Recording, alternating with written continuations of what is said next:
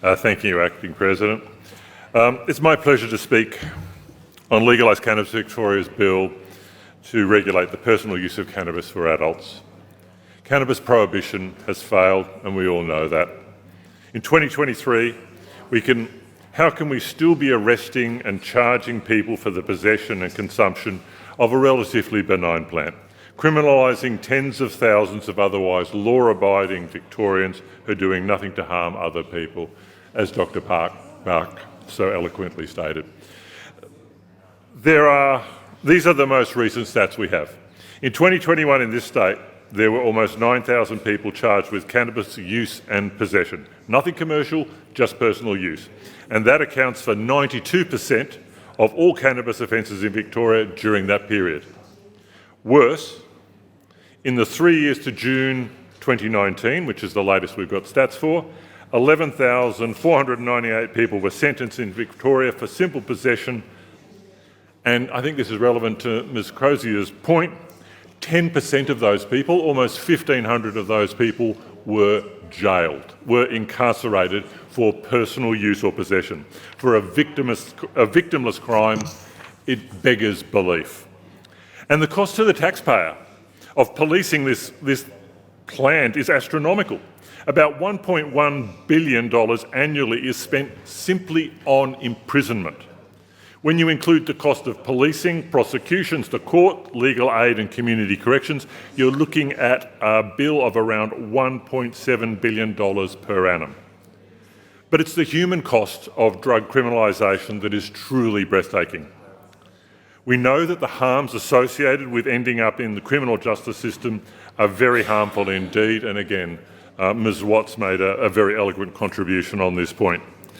Research tells us that First Nations people and others from disadvantaged communities are at greater risk of harm from the criminalisation of cannabis. Vulnerable young people caught up in the criminal justice system can suffer lifelong consequences. And for what? An approach that has never worked and is out of step with community expectations and has done nothing whatsoever to curb the illicit market. 78% of Victorians believe that possession of cannabis should not be a crime. We are not talking on the margins here. I've spoken to parents of teenagers and young adults who want to see cannabis regulated because their kids are able to access illicit cannabis so easily. It's easier for many to simply buy cannabis than a packet of cigarettes. And buying cannabis through the illicit market exposes them to the real gateway, dealers who will happily sell them dangerous drugs. When I was working in Shepparton a few years back, I was told that acquiring an evening's worth of cannabis was more expensive than a comparable quantity of methamphetamine. Cheaper than ice. Let's not have someone seeking cannabis be offered that option by organised crime.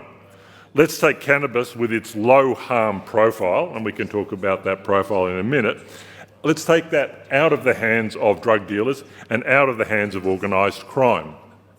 Now, our own Parliamentary Budget Office calculates that this illicit market, right here in Victoria, is worth $1,200 million a year, based on an annual consumption of 85 tonnes. 85 tonnes of illicit cannabis. To put that in some perspective, 85 tonnes is more than the weight of a 767 airliner. And this illicit market exists for only one reason. The one reason only is that the state says it's illegal. If we simply legalise cannabis, that illicit market withers and dies. And sure, there's going to be a lot of really disappointed outlaw bikie gangs, but really, is their happiness such a priority for this place? There has to be a better way, and there is. Leading economies around the world are decriminalising and regulating cannabis consumption. They are investing in harm prevention, in health education, and in social justice reform. And we've seen the benefits that people are deriving from cannabis as a lawful medicine for a range of serious medicinal conditions. And there is good evidence that the harms associated with cannabis have been misrepresented and overstated historically. Now, cannabis is not for everyone. Many people just don't like it, but a lot of people, including myself and Ms. Payne, do. And when we have these boogies sort of thrown up about the impacts of cannabis in various jurisdictions, the one thing they tend to lack is currency and context. Sorry, that's two things. So Ms. Crozier was quoting some stats from the US where there is a laissez-faire, totally deregulated cannabis market, and comparing it to what we're talking about here, which is a very modest and simple change. You're comparing apples with oranges. I agree that there is real issues that are associated with this. It's not a health product, okay? But at the same time, people like to, example, throw up the case of psychosis. And for those who are familiar with the work of our former Australian of the Year, Professor Patrick McGorry, he has just concluded a part of an international study which has indicated that cannabis neither causes nor exacerbates psychosis. You know, I know that's an uncomfortable reality, but that's what the latest research says. So we know that the responsible regulation of cannabis in Victoria can and will reduce harm. We know it will save the state money through a reduction in law enforcement costs and will free up police resources to concentrate on crimes that actually have victims. Regulation is taking place around the world and it's happening over the border. The ACT has legalised the possession, use and cultivation of cannabis, and the sky, miraculously, has not fallen in. However, arrests for low-level cannabis offences have plunged by 90% since those reforms. There has also been no increase detectable in consumption and no increase in adverse public health outcomes. To pick up Mr McGowan's point on increased use, even in those jurisdictions in America that I referred to where there has been pretty much of a laissez-faire legalisation process, the average increase in consumption after we allow for what's called interstate cannabis tourism is less than 2%, a negligible increase. Pardon me. Now, our bill is very similar to the ACT, but it is, I think, better. We seek to address some of the anomalies in that legislation, like, for example, that it's in the ACT, it's legal to grow a plant, but it's illegal to have a seed. Now, ain't that a chicken and the egg kind of conundrum? And perhaps that's the sort of situation that good legislation would address. What we are seeking is modest, intelligent reform. And what better time than now? Because seriously, how long are we going to drag this out?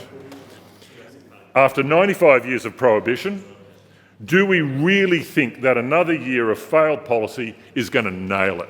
You know, do we hear the police say to us, just give us another year or two and we can knock this one on the head? The 2022-2025 Victoria Police Drug Strategy mentions cannabis twice. Firstly, it notes that it's dominated by organised crime, surprise, surprise. And secondly, it's associated with fires in illicit grow houses. That's it. That is the totality of the police strategy on cannabis. Most of the cops I talk to say that this law is an embarrassment and a waste of scarce police resources.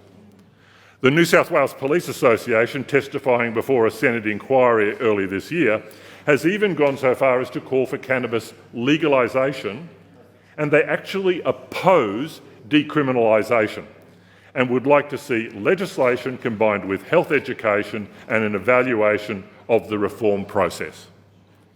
Think of the money we could save and all the harm we could spare ordinary Victorians, and in particular our young people. Victoria needs to regulate cannabis. It's as simple as that. We are appreciative of the government's support and particularly encouraged to hear Minister Stitt's commitment to a process of expert analysis and community engagement to progress cannabis law reform. That is the approach we ourselves have been advocating to the government: an intelligent debate, a public engagement and expert analysis.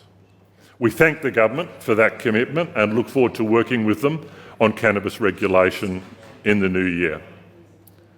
Other Australian states have taken steps to this direction. Other jurisdictions around the world are taking giant leaps. If we in Victoria are truly this country's most progressive state, then it is time to actually walk the walk, not just talk the talk. On behalf of LCV, let me express our appreciation to the Animal Justice Party, the Greens, the Libertarians for their words of support in this important bill. Likewise to the other members who have contributed so thoughtfully. To the 750,000 cannabis consumers in Victoria, our purpose as Legalise Cannabis Victoria MPs in this parliament is clear. We are making progress and will be bringing this reform back to parliament and pursuing the reform process with undiminished vigour in 2024. Today is a big step, and we will not rest until justice for cannabis consumers has been achieved. I commend the bill to the House.